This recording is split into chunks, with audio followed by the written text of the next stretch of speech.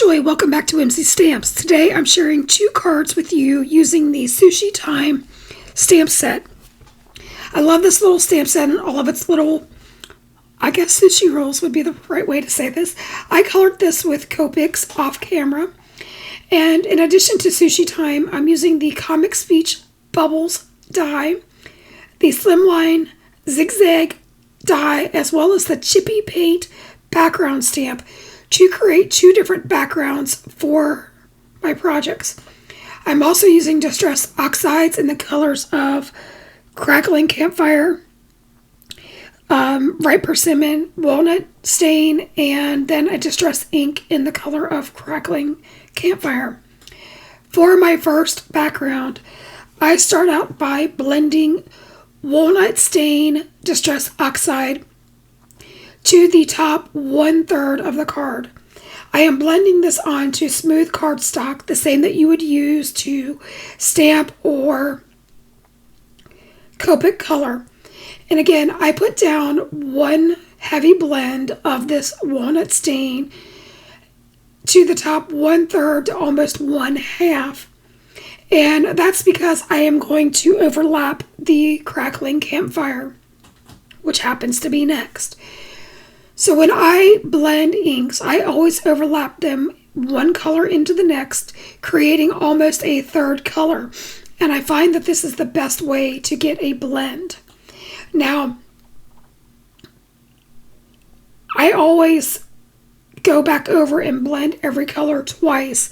So when you're seeing this kind of a harsh blend right now, it's because I have the intention of going back. Even when I Copic color or even use like watercolor, a lot of times I will go back and blend a second time, even a 3rd time, so that I get a seamless blend. And that's just a tip that you can take away from this.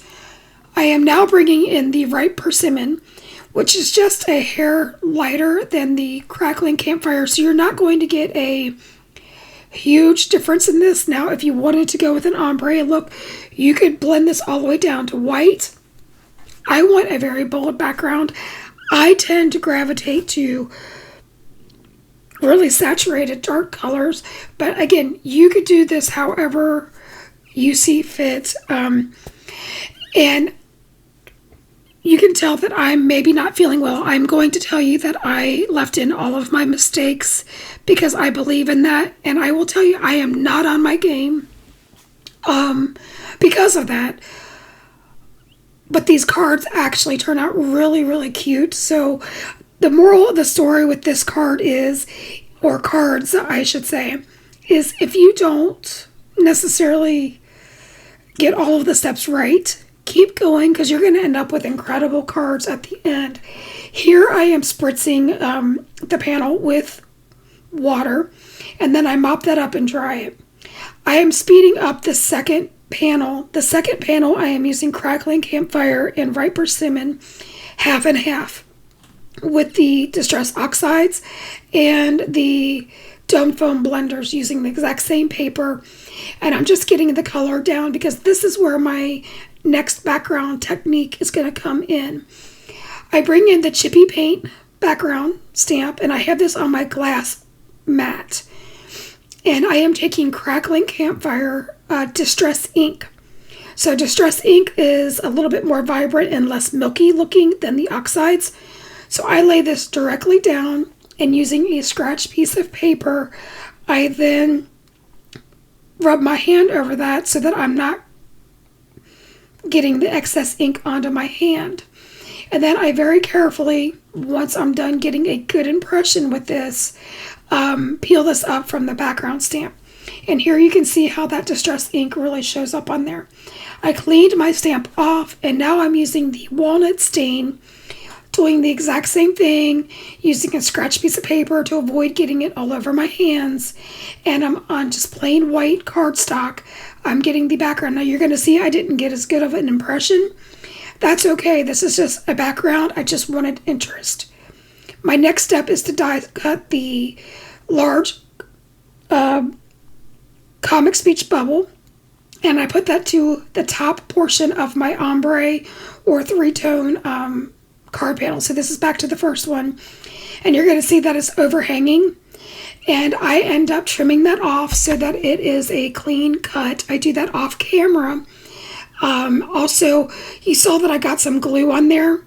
Barely Art Glue is water-based, so it did react with my background, but it really overall did not affect it. Here's where I'm making my mistakes. I put down my foam sheets, and I am adhering my card to the card base, and I forgot to do the sentiment. Luckily, I was able to remove the mouse pad from my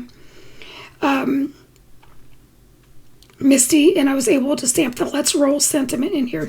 Now, I am speeding this process up by 2 times because I fiddled with this way too long.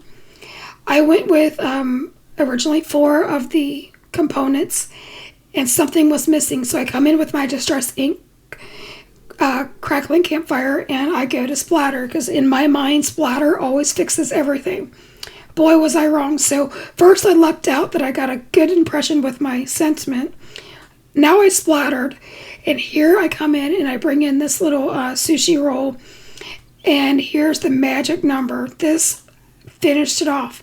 Now we're going back to the second panel and using the slimline zigzag thing. I am die cutting about 1/3 of the bottom off, and then I am adhering that to the top portion of the walnut stain white background, and you're going to see I got a really cool background. Now you could leave it right here, but then I decided to bring in a portion of the zigzag, and I put that down along the bottom, and I love this. I think this really turned out cool. I'm glad that I stuck with my plan on this one. Here I did the right thing, and I am stamping down Sushi Time.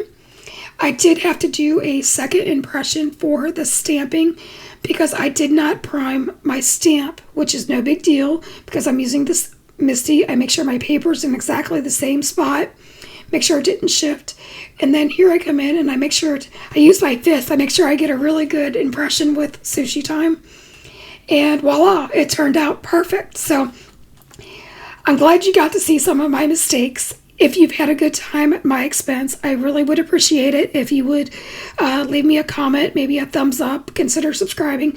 We at WHIMSY love hanging out with you guys, and we love it when you come back and see us. So I then take the soy sauce and I glue that down, and then I pop up 2 of the rice pieces. You can tell I'm not a sushi eater because I don't know what the right names of any of these are, but they are adorable. I just love them. And then I add some rhinestones from my stash, and I'm just applying that with a craft pick tool. And I fiddle with that again, probably a little bit longer than I have to. And I just put those down with barely art glue because it dries clear and you don't see them when it dries.